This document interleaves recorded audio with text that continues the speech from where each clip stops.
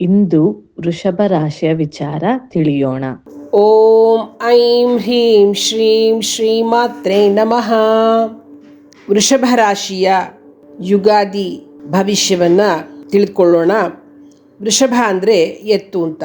ಈ ರಾಶಿಯಲ್ಲಿ ಬರ್ತಕ್ಕಂತಹ ನಕ್ಷತ್ರಗಳಾಗಿರ್ತಕ್ಕಂತಹ ಕೃತಿಕಾ 2, 3, 4ನೇ ಪಾದ, ರೋಹಿಣಿ 4 ಪಾದಗಳು, ಮೃಗಶಿರ 1 ಹಾಗೂ 2ನೇ ಪಾದ.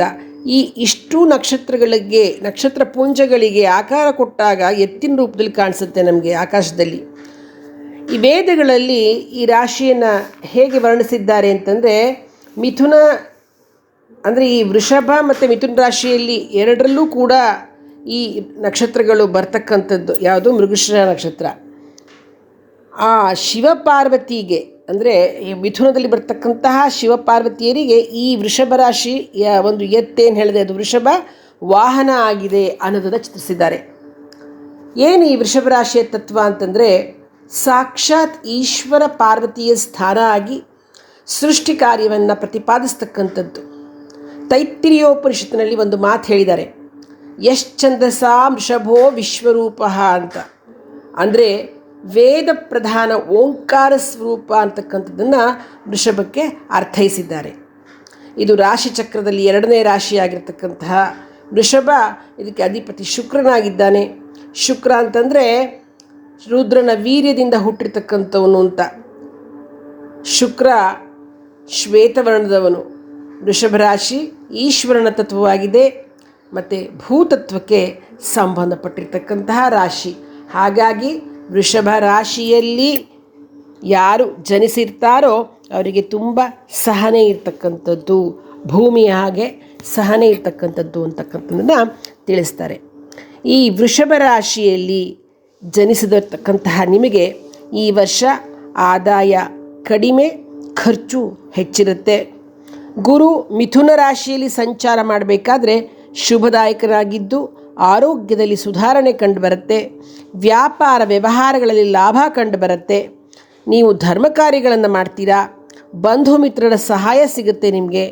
ಹೊಸ ಬಟ್ಟೆ ಆಭರಣಗಳನ್ನು ಕೊಳ್ಳತಕ್ಕಂಥದ್ದು.